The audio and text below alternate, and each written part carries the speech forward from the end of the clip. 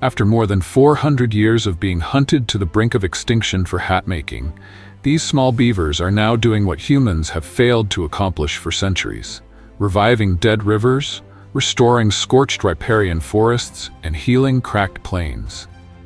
They are being reintroduced into landscapes once considered lifeless. No trees, no flowing water, salmon gone, and farmers exhausted from fighting over every last inch of water. So how can these genius ecosystem engineers bring barren lands back to life? And conversely, what must humans do to ensure their return doesn't become a new disaster? In this episode, we uncover the secret behind one of nature's most remarkable comebacks.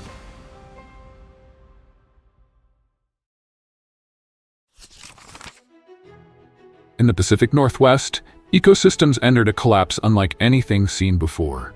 Record-breaking heat waves, relentless droughts, and wildfires that swallowed up to 70% of riparian forests.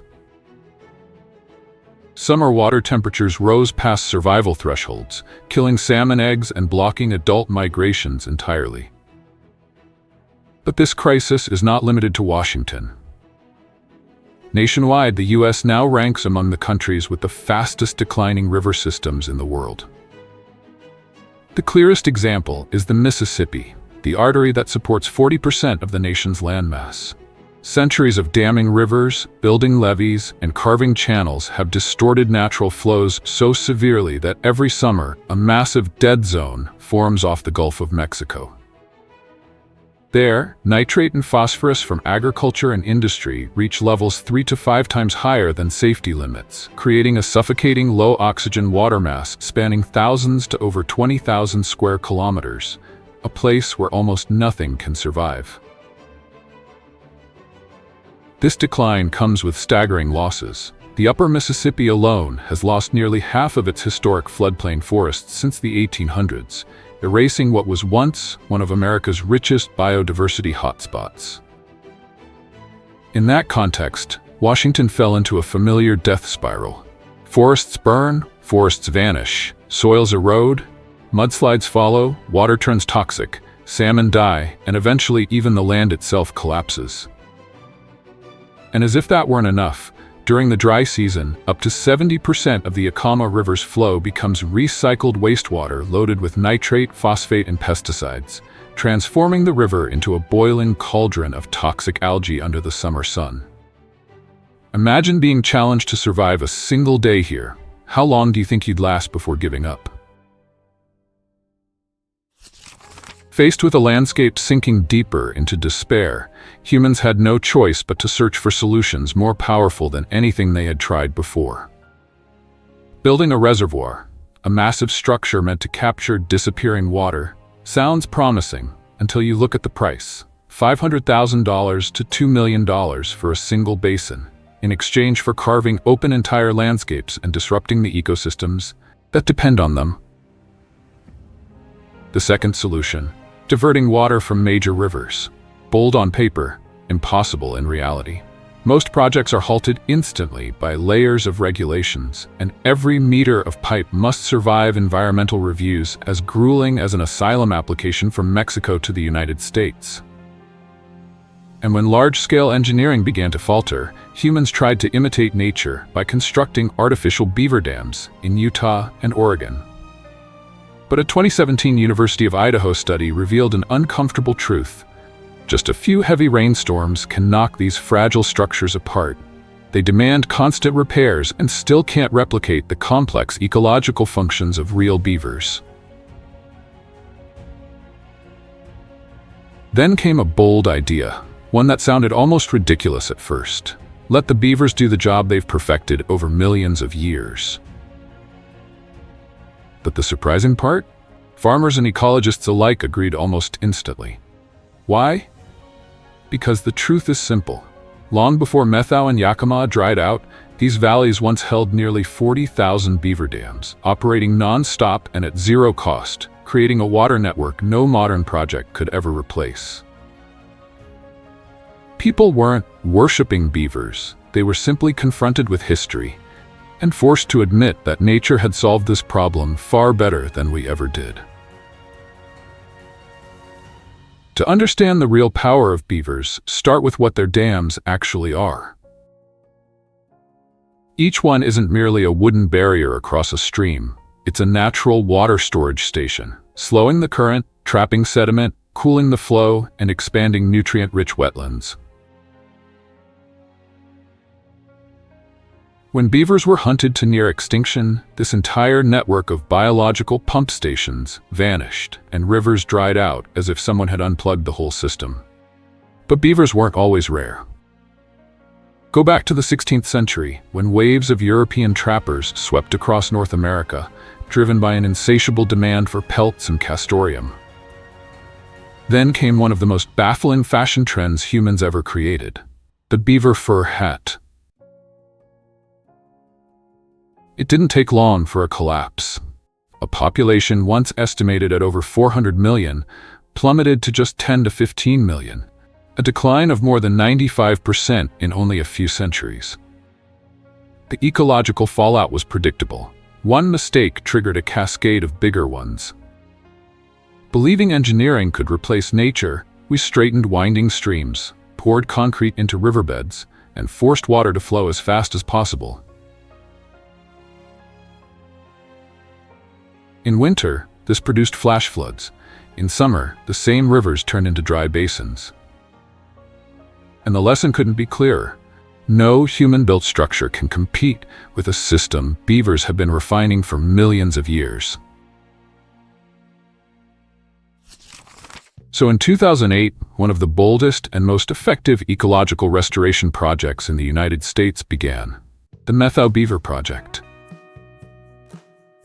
Instead of killing nuisance beavers in suburban areas, ecologists adopted an entirely new approach: safely trapping them, conducting health checks, implanting GPS chips, giving them ID names, and transporting them by specialized trucks to the Methau and Yakama highlands, the landscapes their ancestors once called home.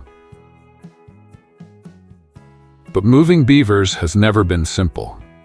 Highly sensitive to stress and capable of injuring themselves when panicked, beavers must be handled through a carefully controlled, low-stress process. After being captured in humane traps, they are covered to reduce anxiety, placed in cooled transport compartments with water and branches to chew on. At the release site, teams carry each crate down to the stream's edge and open it slowly, letting the beaver step out on its own terms. What makes this model remarkable is its incredibly low cost: only $1,500,000 per beaver pair, covering capture, transport, monitoring, and care, up to 15 times cheaper than building even a small artificial dam with similar ecological function. And the results exceeded every expectation.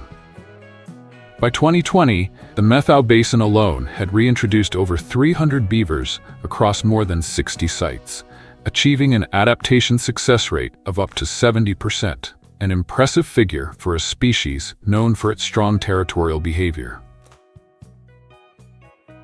At first, scientists only hoped the beavers would stay put, chew a few branches, and maybe build a small dam or two. No one expected them to resurrect an entire desertified landscape. Yet within just a few seasons, the beavers began doing what they do best: building. Beavers don't build dams for fun, they build to survive. By raising water levels, they shield themselves from coyotes, lynx, and even humans. A deep, quiet pond also provides the stable, protected nursery they need to raise their kits during their most vulnerable months. As water spreads, ponds form, roots regain moisture, and grasses begin to return. Within just 6 weeks of release, the first dams appear. Modest structures only 60 to 90 centimeters tall, rough and unassuming. But the power of a beaver dam has nothing to do with size. It lies in its structure and its physics. A beaver dam begins with a framework of large branches, layered with smaller sticks interwoven like biological rebar, then packed with mud and stones, forming a semi-permeable barrier that doesn't stop water but slows it, reducing pressure and allowing it to seep gently into the surrounding soil. That slow, steady seepage creates underground water bands stretching hundreds of meters, an effect so complex and so stable that even multi-million-dollar irrigation systems struggle to replicate it. When small beaver dams hold water long enough in the soil, a chain of almost miraculous transformations begins to spread. Stable moisture cools the ground, bacteria, earthworms, and insects return, and a rich layer of humus forms, the foundation of a habitat that supports more than 80% of the wildlife around each wetland. The shade from regenerating forests keeps stream temperatures below 20 degrees Celsius, the survival threshold for salmon eggs. As a result, juvenile Chinook salmon densities in areas with beaver dams are 5 times higher than in areas without them, and survival rates from egg to fry rise from 27% to 33%. Not only natural dams, artificial beaver dam analogs, BDAs, recreate these benefits as well. At a stream in Oregon, more than 120 BDAs increase the survival of juvenile steelhead trout by over 50%.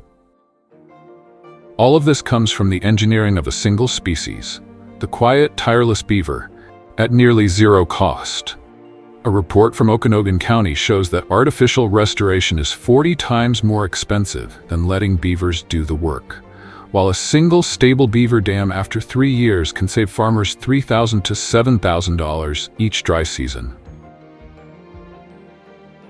Even so, the success of the Methau and Yakama watersheds doesn't hide the fact that beavers are not a perfect solution for every landscape. The most significant conflicts between humans and beavers occur on farmland.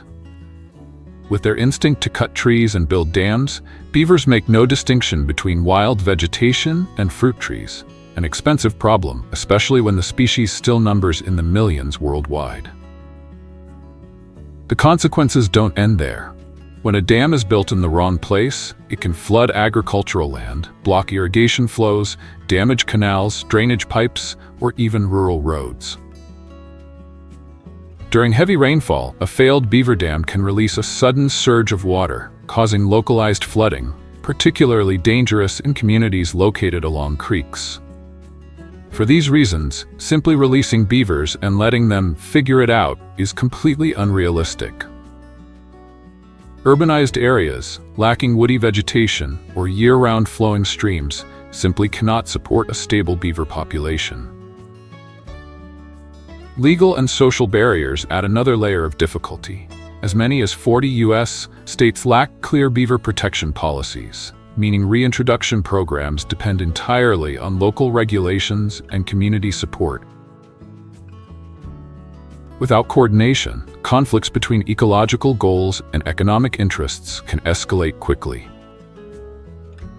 While beavers are not a universal solution for every landscape, they are widely regarded as one of the most successful ecological restoration models of the 21st century. In Canada in 2011, a spill of more than 28,000 barrels of oil near the village of Little Buffalo nearly became an environmental disaster. Yet, while humans were still meeting and mobilizing equipment, a natural beaver dam blocked the flow of oil, saving the river downstream. In the United States, especially in the Chesapeake Bay region, beaver ponds function as such powerful natural filters that they can remove up to 45% of the nitrogen responsible for algal blooms, a level of purification that wastewater treatment plants achieve only by spending millions of dollars and operating continuously. This raises a compelling question. Can a small rodent accomplish what an entire costly industry is still struggling to perfect? The answer continues to reveal itself elsewhere. In Alberta, Canada, the world was astonished by the beaver wonder in Wood Buffalo National Park, a dam stretching 850 meters, more than half a mile, even longer than the famous Hoover Dam. Researchers estimate it took up to 7 generations of beavers to complete, a testament to their persistence and engineering precision unmatched by humans. And the lesson here is not only biological, it's about belief.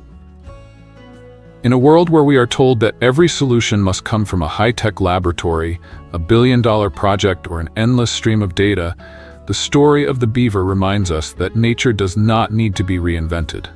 It only needs the chance to function. If beavers can revive a dying river, perhaps it's time for us to relearn how to listen to the land, the water, and the flow of life itself. If this story amazed you, or challenged the idea that only humans can rebuild the world, leave a comment and share your thoughts on this extraordinary nature-driven restoration model.